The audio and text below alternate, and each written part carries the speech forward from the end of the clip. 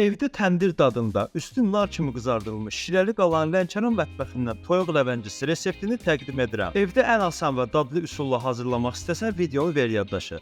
Qırmızı soğanları 4 hissəyə böləndən sonra rondodan keçir. Sonra tənzifdən keçir, suyunu ısıt. Yağlı qozu da keçir. Tam miqdarını aşağıda qeyd edəcəm. Soğan, qoz, çərəyağı, duz istiot əlavə et. Bax belə təbii alça turşusu qatmaq lazımdır.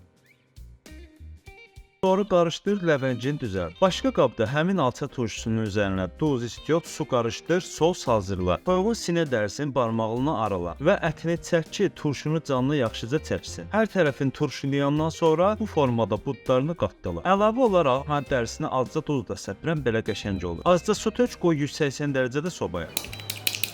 Bu arada qazmaqlı plovu da bişir. Şirəli, turşulu, təndir dadında ləvənci cücə hazır oldu. Hazırlayan hər kəsə nuş olsun. Videonu da bəyənənlərə xüsusən təşəkkürlər.